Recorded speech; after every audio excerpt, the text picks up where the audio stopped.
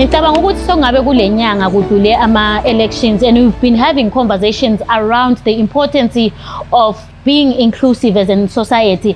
I've had conversations with the hearing impaired, visually impaired, different people with different disabilities. Laba bakhuluma khona ukuthi ku-voter education tina, we felt like we were left out. So as a result, we decided to have this conversation so that we understand why it is important to make sure that we include people living with disability in everything that we do. My name is Bekezela Mabuyane, and I work for the Girls Table, an organization that speaks to issues that affect young women, and I have two other young people to deliberate on the issue of inclusivity. I'll give them a chance to introduce themselves before singene kabanzi kulolu daba lokuba inclusive as a society.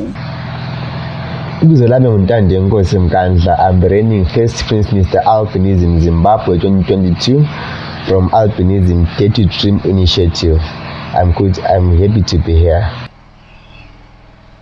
Thank you. My name is Samkele Moyo. I'm also one of the disabled people in the community. I work with an organization called DDS, Disabled Development Services, here in Blawayo. I'm also a wheelchair technician in that organization. Thank you. Okay. Please take note. We have Mr. Albinism in 2022. The technician. I look how he is technician. Wheelchair. So please get in touch. Well, I'm happy to know you guys. But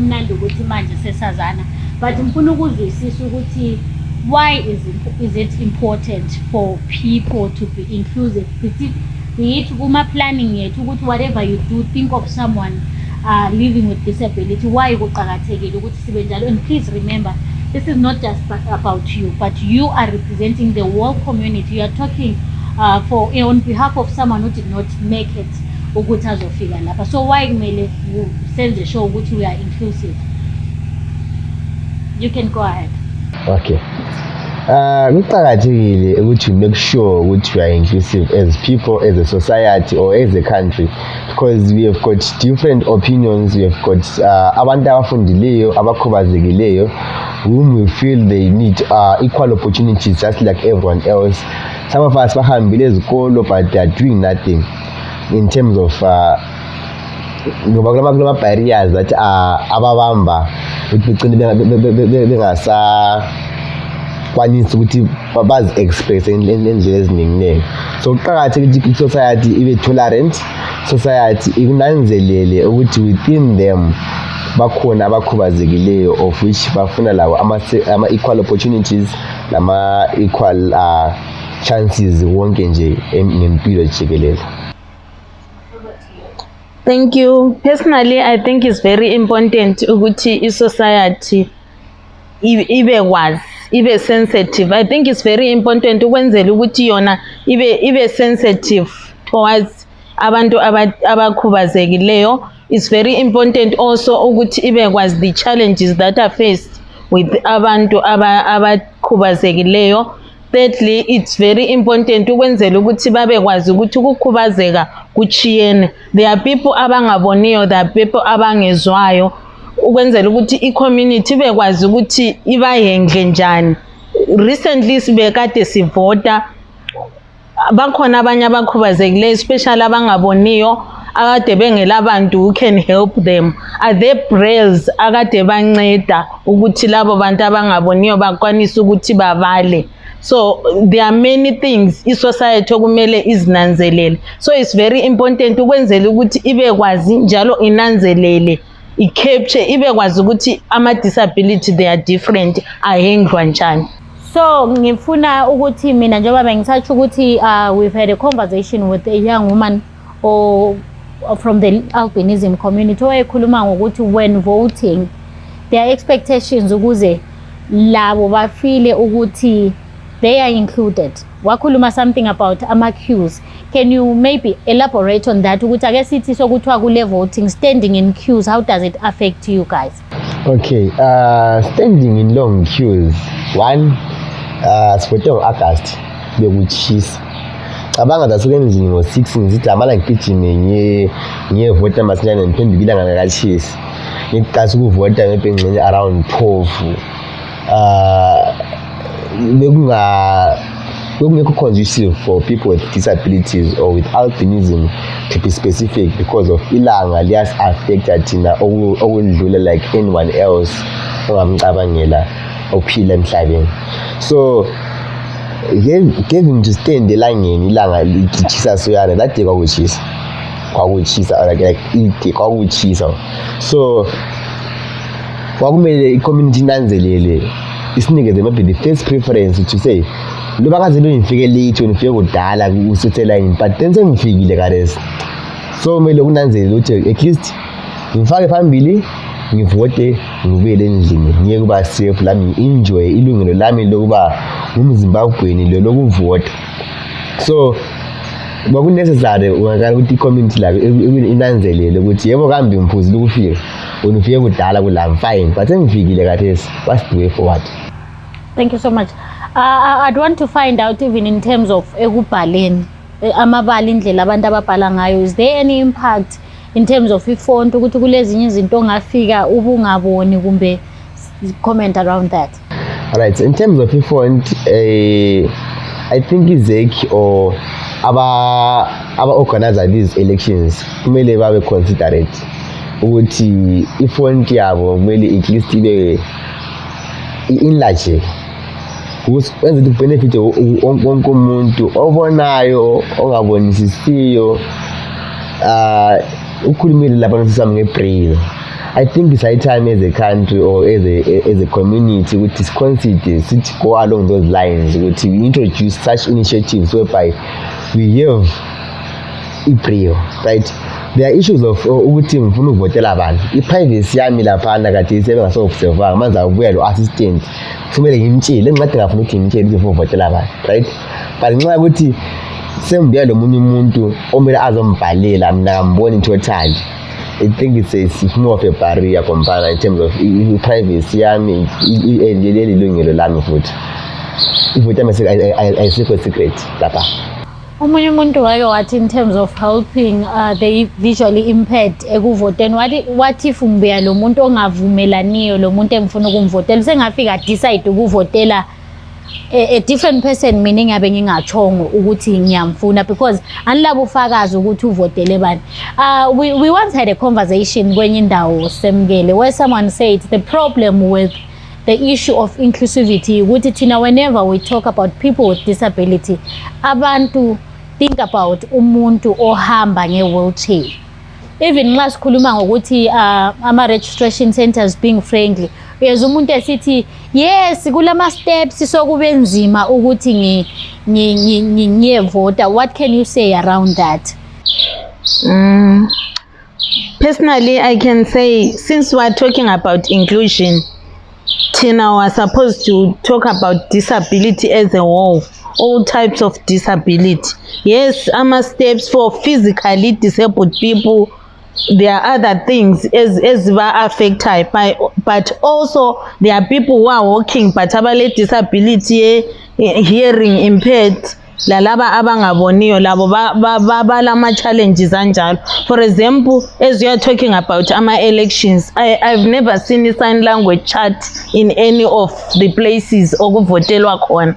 Even other places, even la khona phendlezi khona akula i-chart ye sign language, of which disabilities, as we said, they are different. So it's very important ukuthi sikhangele as a community, as a society, disability as a whole nxa sikhuluma inclusion. The reason why kuphakama kakhulu steps and the stuff angikwazi kumbe it's because physically disabled people yibo abanengi or yibo face challenges amaningi, but it's not like that. It's because those abalama especially hearing impaired lalaba abangaboniyo, most of them bagcina sebegcinwe ngikhaya bengasa explore bengasaphumi kube sokukhanya ngani their challenges are not there, of which they are there. Thank you so much. I hope siyakunanzelela ukuthi bakhuluma ngokuthi i-disability ukuthi it's only physical. But kunenge ukuthi nini umuntu uyabe ngaboni, umuntu uyabe ngezwe endlebeni. Mfuna ukuthi ngi-understand ukuthi we have ama-senator ayi-2. I want to understand ukuthi when we are saying we are being inclusive and we have 2 senators, I doubt there is someone or people living with disability ku MP or ku council, but I stand to be corrected. Are we inclusive? Nxa sithi thina silama senator ayi-2 kuphela, then that's enough. Any comment around that, and what do you guys think should be done for you to feel ukuthi yes, that we are part of Zimbabwe, we feel we are fairly represented as everyone else? Okay, ama-senators ayi-2, personally I don't think they're enough to represent abantu abangu 1.4 million according to our current statistics esikhona sisenziwe i-census early, I think this year, right? So abakho enough. As a country which is to a point whereby we are saying we are now inclusive, we should be having at least 60%, 60 as a women's quota, at least 10 seats is okuthiwa ngomama abale-disability. Ku-10 seats they're not talking as a youth quota, at least 4 or 5 or half of them, right? Then ku-Senate, about 80 seats that we have current, ayi-2, meaning to say abayi-60 bonke mainstream. So personally, you can never say we are well represented, right? In terms of a parliament, then council vele akula already. So in this a challenge futhi lapha veke enginanzelelayo mina ukuthi if disability policy ingabi khona, yes, we acknowledge that the government is trying its best to reach a level whereby they are inclusive. But then i-challenge enye sibe khona nge-policy yethu ukuthi i-constitution ithini, right? According to the constitution ithi yona kumele babe ngu-2 so far, and they are justified because that constitution isenziwa yabuya ebantwini ya-amend, right? But then just one, no man, akusikho nxa ngu-2 is not enough. It was okay by that time, total, right? But we now need more seats and more representation in terms of a parliament, a council, yonke indawo kuma-decision making tables. So as a nation, as a country, I feel like sasekhatshana kakhulu whereby sezifike, unless singaba nenhlanhla i-constitution of Zimbabwe ivukithi nje kusasa sitshintshe umthethelwana othi abangu-2, right? Even indlela abavotelwa ngayo kuvota abantu abangu-4 per organization, right? So abantu abangu-4 abangeke bemele iZimbabwe yonke le. We've got about 90 something organizations here in Zimbabwe akhangeleka abantu abale-disability. So ku-90 lezana kuphuma khona ama-4 le. I still feel balutshwane kakhulu because this year ngihambile mina e-college we less than 300, right? And it's ama-system asebenzile abanye beceba bangasavotanga due to amanye ama-technical glitch ade khona ngale election college, which makes it difficult to say we are well included, we are well involved with decision making table. So sisikhomkhulekela ukuthi at least if constitution yakhona itshintshiwe siqashe kahle sithi hayi mthethela sawufuni lo ukuthi kube labantu abangu-2, sifuna at least sibe khona kuma-quotas wonke in terms of i-quota system. Thank you. Let's hear what Samkele has to say. 2 senators, akula ma-councillors, akula MP, ngama-senator ayi-2 representing 1.4 million people living with disability. Is that enough?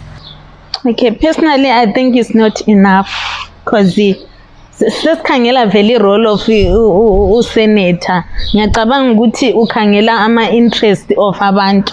Since law specifically ngabantu aba-disabled and ukhangela ama-interest abo, and then nge-number yabantu aba-disabled, ngiyacabanga ukuthi maybe the reason why bengu-2 was still living maybe ku-percentage yabantu aba-disabled ebikhona earlier on kade kuyi-15%, of which I think from there we're supposed to improve.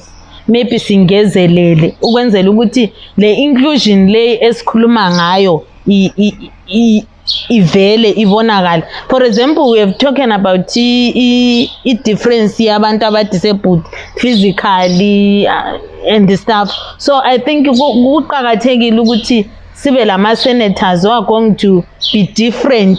Even bangaba, because as we were talking about physical disability, you find ukuthi maybe ama-senators esilawo ngama-physical disabled people, but asoze ekwanise futhi to hang hearing impaired ngoba abakwazi ukuthi how are they feeling. So it's very important ukuthi at least bangezelele because i-percentage le is very small. I'm of the opinion that one of the reasons why there is no inclusion must focus on people living with disability. It's because abantu abayenza ama-policies, ama-MPs, akula anyone who is living with disability. Kukhansila umuntu odila lathi in terms of service delivery and everything. Akula muntu who is living with disability. What's your comment on that? Okay, yiko njile ekuqaleni ukuthi sifike to a point whereby we are saying just included uqasela from the constitution yethu ngoba iye kavena iye ebambe yonke nje sithi ngale policy fine, right, but is it in line with constitution yonke yini, right? So currently Senate bayi-2 kuyavotwa nga-resolution, right, ukuthi ziphaswe ibe ngumthetho oqinileyo kuyama-votes bengu-2 out of 60. Yeah. How many people are going to be in support with all ama-issues that azazwakale? So we are still lacking behind whereby we need more numbers. The parliament, the house of senate, laku-council njengo-council ngesiphila la nguyobona yonke into esi-affecta imihla lamalanga. So we need at least to have numbers even ku-council, right? Okay, thank you so much, Ntando. Njengoba usuchile about the issue of inclusion, ukuthi it's important that we have a maybe ukhansela, because ukhansela nguyodila lathi kakhulu. But I want to understand ukuthi wena Samkele, what do you have to say ukuthi maybe the issue of ukuthi kungabi le inclusion, it's because balutshwana, asila MP yibo abaphasa ama-laws, asila councillor amongst us oyabe understand ukuthi but these people are affected. Layazama ukuthi aphushe u-MP we-constituency to push such laws. I think that's very true. Ezinye izinto ezingayenzakaliyo ngabantu aba-disabled, especially in our communities, because ukhansila nguye obuya kithi as a society, as a community. So sikhangelela ukuthi kube nguye ohandle ama-issues that we are facing as maybe people with disabilities. But you find ukuthi there is akuyabe kungala councillor or disabled, or akula muntu who is working with maybe ngathi committee kumbeni okukhansela khona ngale who is disabled onga-understand our issues as abantu aba-disabled ukwenzela ukuthi ayehle and come to us as abantu aba-disabled and understand us better.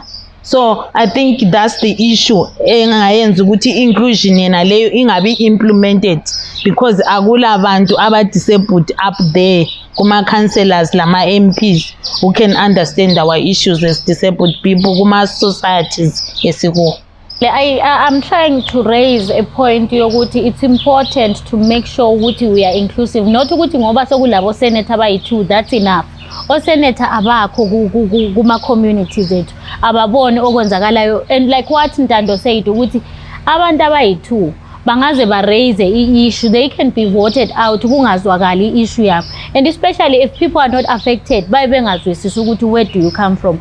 But if we have many people raising these issues, batsho ukuthi kunje ngikhuluma ngokuthi we need to have sign language endaweni eziningi, siyabe si-understand ukuthi why abantu besitsho njalo. Because one thing that I've seen now ilokhu i-sign language ngijayele ukubona ku-ZBC kuphela, kusiba lo muntu osayinayo eceleni, you know. So ngangizwe kukhuluma nge-disability policy. Do you have anything that you can share around i-disability policy ukuthi khuluma ngani, anything that you can share with someone ongathola ukuthi abayazi?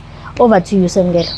It is there, though i-document ekhanya is not yet implemented, but ilezinto ezikhuluma nge-disability, iyakhuluma nge-accessibility, ikhulume ku-article 9 yayo, iyakhuluma nge-issues of ama-accessibility, whereby other buildings are supposed to have ramps, are supposed to have ama-lifts, whereby abantu aba-disabled kumele bakwanise to access the place. Secondly, I think is section 6 iyakhuluma nge-Zimbabwean Sign Language, ukuthi kumele kube le Zimbabwean Sign Language. I don't know whether it's not there or ikhona or le ekhona is something evela somewhere, I don't know, but i-disability policy we are supposed to have a Zimbabwean Sign Language. So I don't know khona lapho ukuthi yona i-policy yangikhona ithi ukuthi esilayo is maybe something evela kwenye we are supposed to have eyethu. That's what I know about i-disability policy, but what I know ukuthi is a document elingaka implementwa, but there elikhuluma ngezinto zabantu aba-disabled. Ntando, do you have anything to comment on in terms of ukuthi la yenzwa la draftwa nini, even in terms of nje implementation, ukuthi how far are we in terms of implementing it? Kumbe nje li document elikhona njengoba sithi ukuthi likhona kuphela, akulivi nokuyi-one, because usungathola ukuthi in terms of implementation kukhona okuyi-one osokusenziwa step by step anjengakwazi ukuthi sishaya, you know. Selesikhathi la draft i-document it was launched mhla ka-21 June ngo-2021. So from 21 June up to where we are, it's almost 2 or 3 years from now, right? So when you talk about sign language, ngalo kade sesibona ezibhedlela ekliniki amanesi mayembuthi mbula kuyini ngisebenzisa sign language kumele abe sign, right? But asikafiki to a point whereby udokotela kumbe unensi ngingafika mina ngisebenzisa sign language akwanise ukukhuluma lami direct azangasebenzisa interpret. So asikajana vele in terms of inclusion. The document is there. We really appreciate and thankful to government with at least the thought of it. Let's just have this policy document in the corner. But what we need now is a proper implementation of what is there on that particular document. Because we say that is. You talked about healthy. Can we talk about healthy, our education systems in terms of inclusion? What would you want to see? Would you feel good? Yes, ezikolweni kulokhu zenezibhedlela people with disability are included, and please in your explanation chaza ukuthi ku-affecta njani ukuthi singabi included in a way yokuthi ngithi mina asithi if I'm visually impaired kumbe sikhulume nge-sign language ukuthi nxa kuthiwa khona akula muntu osayinayo esibhedlela kuba nzima ukuthi asithi ngihambe ngifuna ukuyadinga ama-contraceptives ngifika ngi-explain njani ukuthi mina ngifuna ama-contraceptives kungela muntu ongangizwisisiyo. What if angikwazi ukubhala? Uyabo uthola ukuthi angizange ngiye esikolo ngapha ngifuna ukusayina kula muntu ongizwisisayo ukuthi ngithini. And in terms of ama-issues ama-contraceptives sometimes awufuni ukuphelekezelwa ngumuntu because awufuna abantu babekwazi ukuthi wenzani awenzi ini. So I want you guys to explain in terms of ukuthi if we are not included ku-healthy ezikolweni si-affected ngendlela eso, you know. Ukuthi sesibe included ukuthi ama-health personnel ahambe kube I think le module that is our Zimbabwean Sign Language within nxa besafunda lapha ukuthi vele kube compulsory ukuthi bebe le module ukuthi le angcono vele afeyile as long as angazange apase i-sign language. Why? Kulula ukuthi nxa ngifika ngile STI kathesi ngikwanise ukuthi ngikhulume direct lobani lodokotela ukuthi le STI la compared inxe ngihamba lo interpreter la amfune bekwazi, right? Ilungelo lami le privacy as a client asa observe wanga lapha just because senjele omunye umuntu ufuna ukuzotesta for HIV, right? So many times ukuthi ngikhuluma via I think we still have got a gap lapana. Then in terms of ezikolo, we need more schools that focus on the disability that offer classes for disabilities wonke just to abangaboniyo. We should be having about Braille, classes Braille in every school. In terms of sign language, like futhi ngenye major one. Just to mention a few, we acknowledge ukuthi kulamanye ama-disabilities esingawaboniyo, right? Our policy speaks of ama-disabilities esingawaboniyo ukuthi akusiyo wonke ama-disabilities esiwabonayo. So it's high time i-opportunity i-community inga-assume kangcono umbuzi awula disability yini because ambona ngihamba sonke ngincane ngilayo wena kayiboni for that of i-epilex, right? Abanye lekusese ngomsindi epilex ukuthi is it a disability or is not, but according to our policy it is a disability, but you can't see it.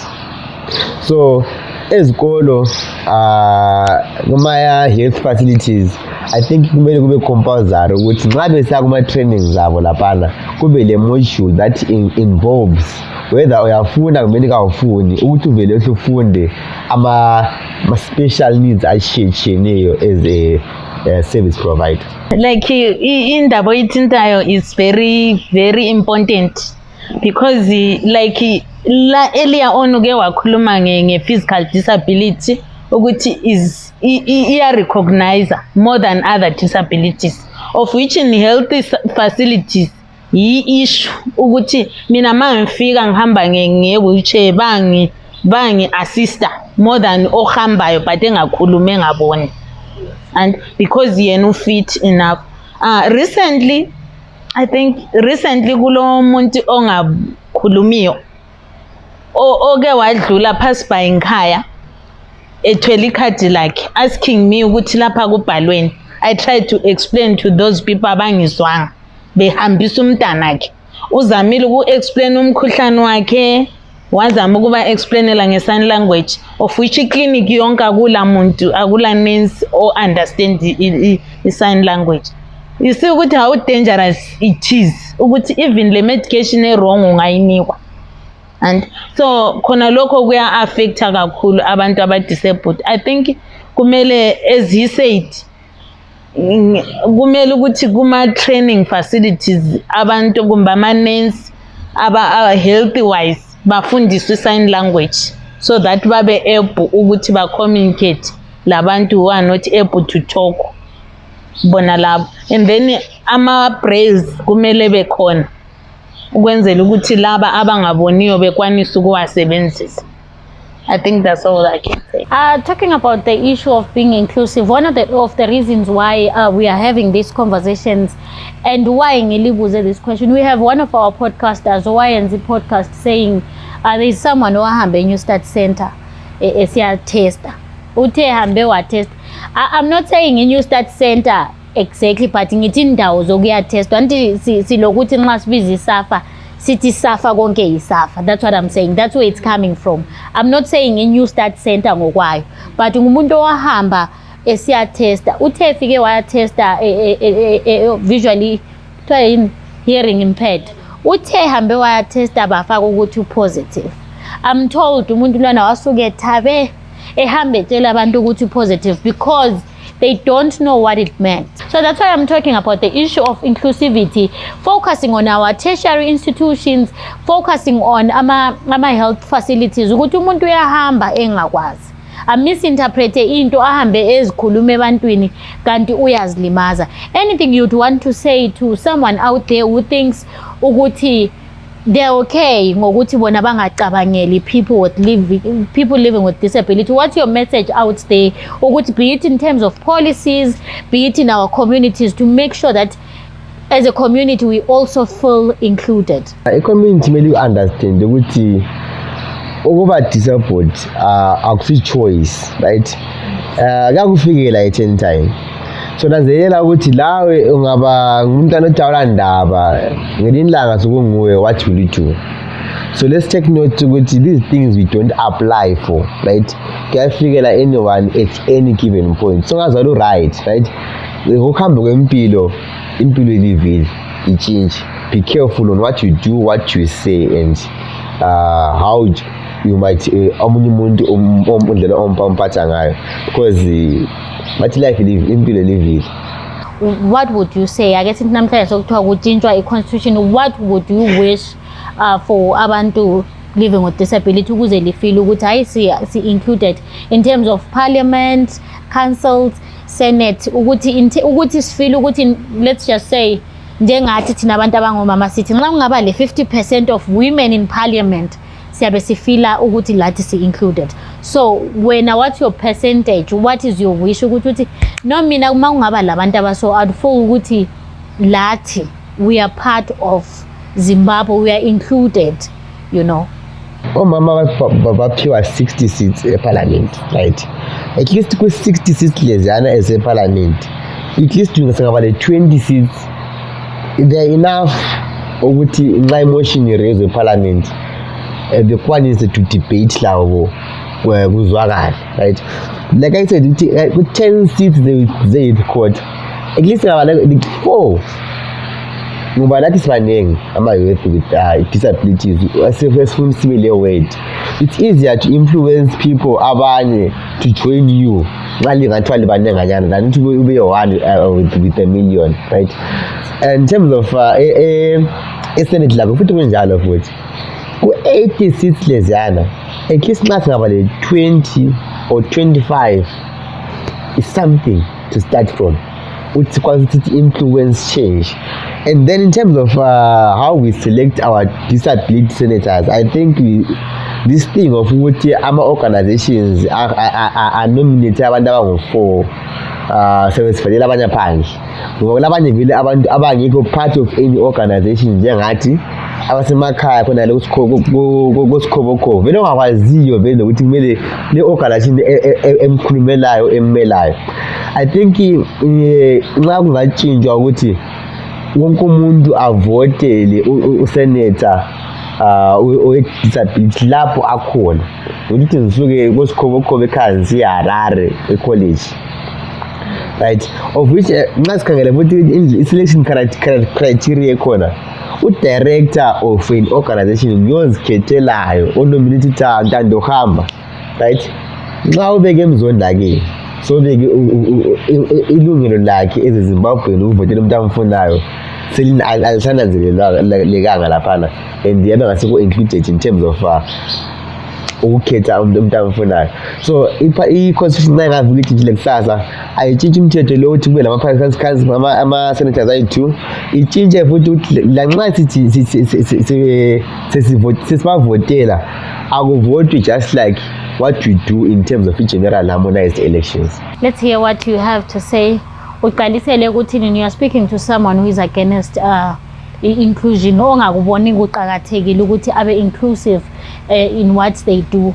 Lokuthi maybe if you had a chance to say mina ngesifiso sami ku parliament ukuze ngifeel ukuthi really we are included, ngifisa ukuthi kube so.